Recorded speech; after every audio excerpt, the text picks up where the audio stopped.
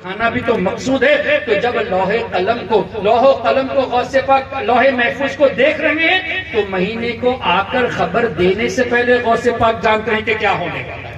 لوح محفوظ تو قیامت تک کی بات بتا رہا ہے نا. تو مہینہ آ کر یہ بتائے کہ اس مہینے میں یہ ہونے والا ہے, یہ تو ایک معمولی چھوٹی سی بات ہو گئی.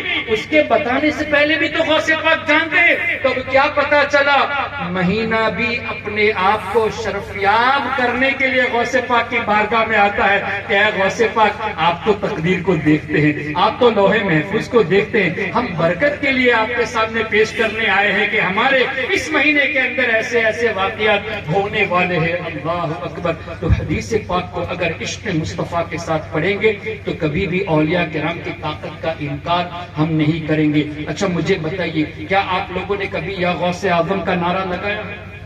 جیسے ابھی ہم نے منقبت پڑھی تھی تو ایک بات یہ کہہ دی تھی, کہے کس سے جا کر حسن اپنے دل کی, سنے کون تیرے سوا غوث اعظم. تو کیا غوث اعظم کے سوا حضرت شاہ عبدالشکور صاحب نہیں سنتے؟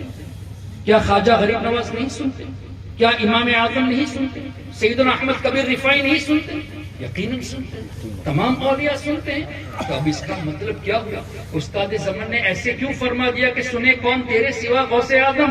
ارے بزرگوں کی باتیں سمجھنے کے لیے علماء کی غلامی ضروری ہے, تبھی یہ باتیں سمجھ میں آئے گی. اولیاء کی محبت ضروری ہے. اس میں حکمت یہ ہے کہ چونکہ غوث اعظم کو اللہ تعالیٰ نے ولایت کا سردار بنایا ہے, تاج الاولیاء بنایا ہے, ولیوں کا سردار بنایا ہے. غوث اعظم اگر کسی سے ناراض ہو جائیں گے تو کوئی بھی ولی تمہاری مدد نہیں کرے گا. غوث پاک اگر ناراض ہو جائیں گے تو کسی ولی کی مدد نہیں آئے گی. تو معنی یہ ہوگا, سنے کون تیرے سوا غوث اعظم, مطلب اے غوث پاک اگر آپ کرم فرما دیں گے تو تمام اولیاء ہماری سنیں گے, اور اگر آپ ناراض ہو جائیں گے تو کوئی بھی ولی ہماری مدد نہیں کرے گا. اس کا مطلب یہ نہیں کہ دوسرے اولیاء نہیں سنتے, ہاں یہ ہے کہ غوث اعظم کی سچی غلامی ہونا ضروری ہے. اگر یہ نہیں تو نہ بابا عبدالشکور تمہاری مدد کریں گے, نہ خواجہ غریب نواز تمہاری مدد کریں گے. جب تک غوث اعظم کی سچی غلامی نہ ہو, یعنی بغض نہ ہو غوث اعظم سے. اللہ اکبر. تو غوث اعظم شیخ عبد القادر جیلانی رضی اللہ تعالیٰ عنہ کے ایک چشم و چراغ کی بارگاہ میں ہم یہاں حاضر ہیں, جن کو اللہ تعالیٰ نے ایسی طاقتیں عطا فرمائی, ایسی قوتیں عطا فرمائی, ایسے اختیارات عطا فرمائے کہ ہم نے تو بزرگوں سے یہاں تک سنا کہ جب بابا عبدالشکور رضی اللہ تعالیٰ عنہ روٹی کے ٹکڑے کر کر پھینکتے تھے, یعنی ڈالتے تھے کووں کو کھلانے کے لیے, یہ بات سنی گئی ہم لوگ روٹی جب پھینکیں گے تو نیچے گر جاتی ہے, پھر کوا آ کے کھاتا ہے, لیکن بابا جب ڈالتے تو گرنے سے پہلے کوے اٹھاتے. سبحان اللہ. اور کبھی آپ نے سنا ہے کہ مور نہیں, ہاں پیرٹ, کبوتر, پیرٹ کو کیا بولتے ہیں, طوطا اور بلی کا کبھی آپ نے دیکھا ہے کہ وہ لوگ متحد رہتے ہیں؟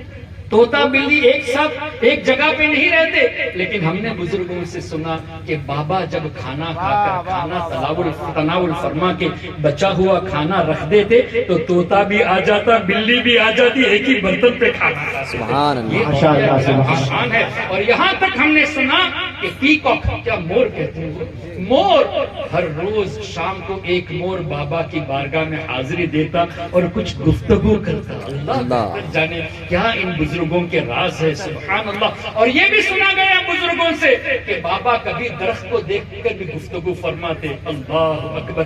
اولیاء کرام کی باتیں ہماری سمجھ سے اس لیے باہر ہے کہ حدیث قدسی میں یہ بھی موجود ہے, اولیائی تحت قبائی لا یعرفہم غیری, او کما قال, کہ اللہ نے فرمایا جس کا مفہوم یہ کہ میرے اولیاء یہ میرے سائے میں ہے, میرے سوا انہیں کوئی نہیں پہچانتا, میرے سوا انہیں کوئی نہیں پہچانتا. تو اللہ کے اولیاء کو جب ہم پہچان نہیں سکتے تو ان کی باتوں کو کمپرہینڈ کرنا یہ ہمارے بس کی بات نہیں ہے. اللہ تعالیٰ ایسی طاقتوں سے اولیاء کو نوازتا ہے, اور انہی اکابر اولیاء میں سے, وقت کے قطب میں سے, وقت کے غوث میں سے آپ خوش نصیب ہے کہ بابا کے دربار میں آپ حاضر ہیں. اللہ تعالیٰ کے ایسے ولی جن کی بارگاہ اتنی عظیم بارگاہ ہے کہ آج بھی اگر ہم نے خود اس کا مشاہدہ کیا ہے، یہ خالی سنی ہوئی باتیں نہیں، ہم نے خود مشاہدہ کیا ہے اور مشاہدہ کرنے والوں سے بھی سنا ہے۔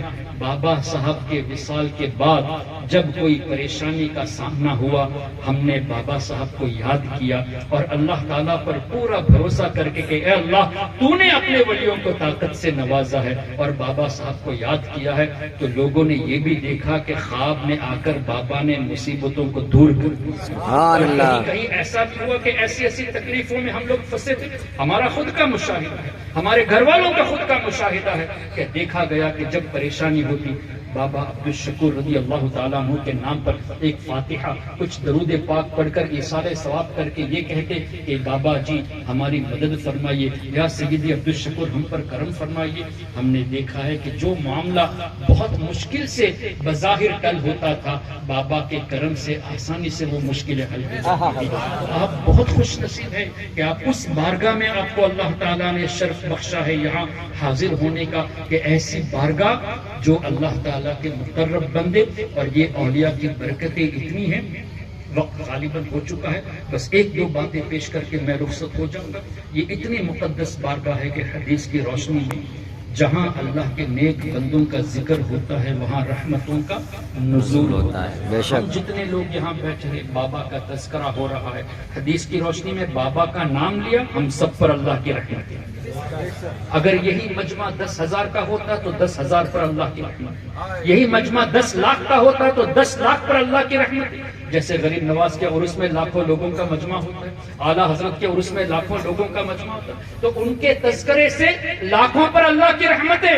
ارے سوچنے کا مقام ہے، جن کے نام میں اتنی تاثیر کہ ان کا نام لیا 10 لاکھ لوگ فیضیاب ہو، تو خود ان کی ذات پر اللہ کی کتنی رحمتیں نازل ہو۔ سبحان اللہ، جس سبحان اللہ۔ جگہ پہ وہ آرام فرما رہے ہیں وہاں کتنی رحمتوں اور برکتوں کا نزول ہوگا۔ تو یہ وہ بارگاہ ہے، آپ کا حاضری دینا اللہ کے رحمتوں کو پانے کے لیے۔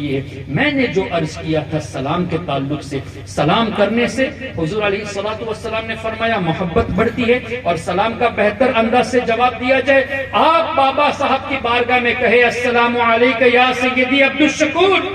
امید کیا ہے کہ بابا صرف وعلیکم السلام کہیں گے؟ نہیں، وعلیکم السلام ورحمت اللہ بھی کہیں گے۔ اب کیا پتا چلا دنیاوی زندگی جو ٹیمپرری ورلڈ ہے اس سے پرماننٹ ورلڈ کی طرف تشریف لے گئے، اللہ تعالیٰ کا قرب اور حاصل ہو گیا۔ دنیاوی زندگی میں ان کی دعا سے سلامتی ملتی تھی، اب اللہ کا قرب بڑھنے کے بعد وہ جب سلامتی اور رحمت اور برکت کی دعا دیں گے تو ہماری تو دنیا بھی سنور جائے گی، آخرت بھی سنور جائے گی۔ پھر یہ کہ سلام سے محبت بڑھتی ہے، جتنی بار بابا کی بارگاہ میں سلام کرو گے بابا جواب کے ساتھ ساتھ محبت بھی فرمائیں گے، تو اللہ کے ولی جب آپ پر محبت کی نظر ڈالیں گے تو یعنی اللہ تعالیٰ کی خصوصی رحمت ہم سب پر ہوگی۔ اللہ تعالیٰ بابا سیدی عبدالشکور رضی اللہ تعالیٰ عنہ کے صدقے